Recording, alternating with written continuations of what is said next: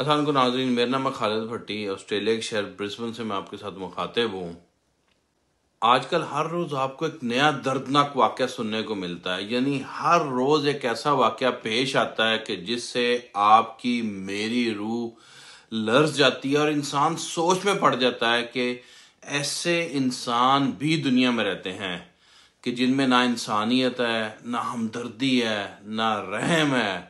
और ये सब चीज़ें एक इंसान कहलाने के लिए हैं भी बहुत ज़रूरी, मगर इनमें नहीं होती। जबकि लाहौर का एक डिलीवरी बॉय का वाक़या आजकल सोशल मीडिया की बहुत जीनत बना हुआ है।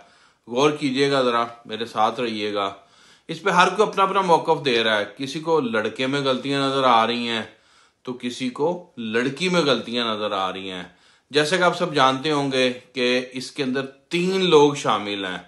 एक रईस है जो डिलीवरी बॉय है, एक मुलजिमा है जिसका नाम आमना है, और एक मुलजिम है जिसका नाम फरहान है। और फरहान और आमना मियाँ बीवी हैं। ये दोनों मियाँ बीवी इतने सफाक और दरिंदे हैं कि इन्हें जरा भी शर्म नहीं आई कि एक माँ की गोद इन्होंने कितनी बेदर्दी से उजाड़ी।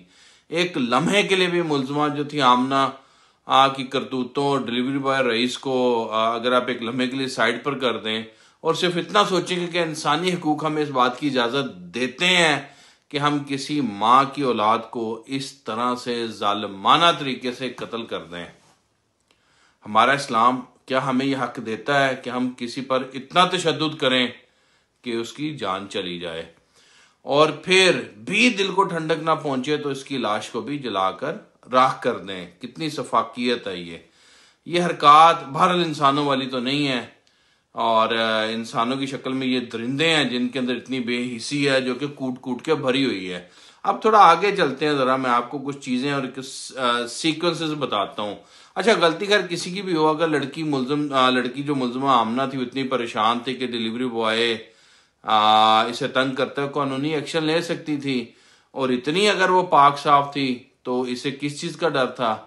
अगर आप बिल्कुल ठीक हों और अपने शोहर को 2 प्रूफ तो बता दें कि ये देखो कि ये बंदा मुझे तंग कर रहा है, तो आपका शोहर जाहिर बात है आपका साथ देगा, या वो डिलीवरी बॉय का साथ देता। अगर औरत डर जाएगी तो इसे, या इसे कोई परेशान कर रहा है, ब्लैकमेल कर रहा है, तो वो किसी से अपनी बात जरूर शेयर तो करेगी ना। कभी ऐसा नहीं होगा कि वो इस बात को बिल्कुल छुपाए रखे, जैसे कि वो आमना कह रही है कि मैं डर गई थी। दरअसल वो लड़की खुद गलत है, लड़की का जुर्म सबके सामने आ गया है और इसने अपने आप को बचाने के लिए सारी झूठी कहानियां गढ़ ली हैं। अब पहले आ जाते हैं जी कि एक फेमस जो वायरल स्क्रीनशॉट है जो कि सोशल मीडिया के ऊपर बड़ा गर्दिश कर रहा है, और लड़की लड़के से हंस हंस कर जिसमें बातें कर रही है। अगर आप किसी से इतने खौफजदा हों, कोई आपको इतना ब्लैकमेल कर रहा हो, डरा रहा हो, धमका रहा हो, तो मैं 100% गारंटी के साथ कह सकता हूँ कि आप कभी भी इस तरह से हंस हंस के इस तरीके से उसके साथ बात नहीं कर सकते, क्योंकि स्ट्रेस में बात की और खुशी में बात करने का डिफरेंस नजर आता है। और पहली बात, आपको वीडियो कॉल करने की भी फिर जरूरत क्या पड़ी है? अब लड़की कहती है जी कि मैं से बता रही थी कि ये देखो मेरे बच्चे हैं, तो बहन तुम इसको क्यों सफाइयां पेश कर रही थी? तुम्हें तो चाहिए था कि इसी वक्त इसको ब्लॉक करती। कितने नंबर ले आता? 100, 150, 200 ले आता। हर एक को ब्लॉक करती जाती, कितना टाइम लगता है? वो क्या कर सकता था?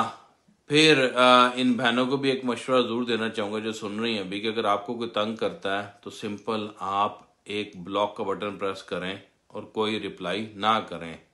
खैर, अब आगे भी चलते हैं जरा। दूसरी बात यह है कि मुलजिमा आमना का कहना है कि वो लड़का ब्लेड लेकर आया था और इसने कहा कि मुझे सेफ जगह पर लेके चलो, जिसकी वजह से मुझे अपने कमरे तक लेके जाना पड़ा उस लड़के को। यानी कि एक लड़की कैसे सोच सकती है कि इसका बेडरूम इसके लिए गैर महरम के साथ, गैर मर्द के साथ एक सेफ जगह है। यहाँ एक पॉइंट नोट करने वाला है कि ये तब इस लड़की को सेफ लगता है जब वो खुद गलत हो। अगर लड़की सही है तो ऐसा कभी भी नहीं करेगी।